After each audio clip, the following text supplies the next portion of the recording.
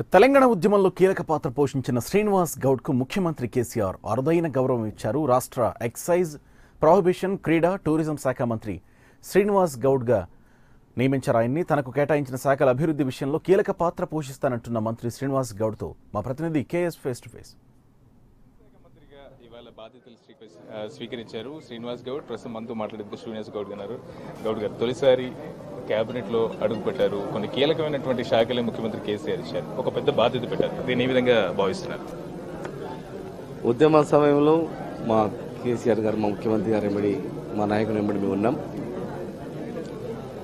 ఆ రోజుల్లో ఉద్యోగం చేస్తూ ఉద్యమంలో ఉన్నటువంటి సందర్భంలో మరి మా గురించి వారికి అన్ని తెలుసు కనుక ఏ పని చెప్పినా ఒక కార్యదీక్షతో పనిచేస్తాడు, నమ్మకంగా పనిచేస్తాడు, ఒక బాధ్యతాయుతంగా పనిచేస్తాడు అనేటువంటి నమ్మకం మా ముఖ్యమంత్రి గారికి ఉంది కనుక మరి వారు ఈ బాధ్యతలు అప్పచెప్పడం జరిగింది.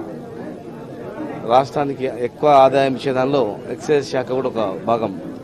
బడ్జెట్ అంటే 30%, దాదాపు 30% రెవెన్యూ ఇచ్చేటువంటి శాఖ. అదేవిధంగా తెలంగాణ రావడం సంతోషం, ఆ తర్వాత మా నాయకుడు ముఖ్యమంత్రి కావడం ఇంకా సంతోషం. ఇవాళ మా ముఖ్యమంత్రి గారు వెంబడి 10 మందిలో ఒకరిని మమ్మల్ని ఒక టీంలో పెట్టుకొని క్యాబినెట్లో అవకాశం కలిగించడం అనేది చాలా చాలా చాలా సంతోషమైనటువంటిది. గ్యారెంటీగా ఒక బాధ్యతాయుతంగా పనిచేసి ఇంకా మంచి పేరు తేవాలని నా మనసులో ఉంది. అంటే ఉద్యమంలో టీజీఓ నేతకు ఒక కీలకమైనటువంటి నేత, తర్వాత ప్రజానాయకుడు, ఇప్పుడు మంత్రి గారు. అంటే శ్రీనివాస్ గౌడ్ గారి అనుకున్నటువంటి టార్గెట్ గారిని, లక్ష్యం గారిని నెరవేరిందా? ఒక ఉద్యమ నేతకు ఒక అరుదైన గౌరవంగా నేను భావించవచ్చు అంటారా? 100% చాలా గొప్ప గౌరవంగా భావిస్తాం. అదేవిధంగా 100% చాలా బాధ్యతాయుతంగా కూడా వివరిస్తాం. మేమంతా తెలంగాణ తెచ్చుకున్నది ఉట్టిగా భౌగోళికంగా అని కాదు, దీన్ని అభివృద్ధి చేసుకోవాలనే లక్ష్యంతోనే మా ముఖ్యమంత్రి గారు ఉద్యమ సమయం నుంచే స్కెచ్ గీసాడు. దీనికి తెలంగాణ వస్తే ఏం చేయాలనేది 14 సంవత్సరాలు దీని మీద ఆయన అధ్యయనం చేసి ఒకవైపు ఉద్యమం నడిపిస్తూ ఒకవైపు ప్రణాళిక సిద్ధం చేసుకున్నాడు. ఆ ప్రణాళికలు ఇలా ఒక్కొక్కటి అమలు అవుతున్నాయి.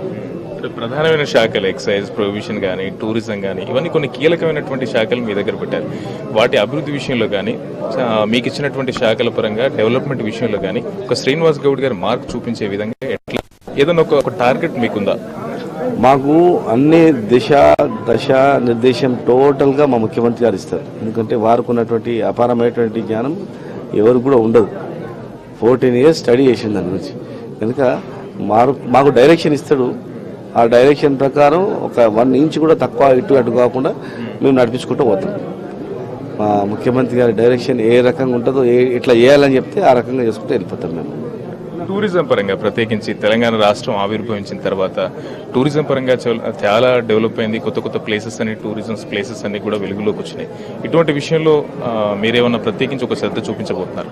ఇప్పుడు టూరిజం విషయానికి వస్తే ఇక్కడ మేము కొత్తగా క్రియేట్ చేసేది ఏం లేదు, ఉన్నటువంటి వెలికి తీయాల.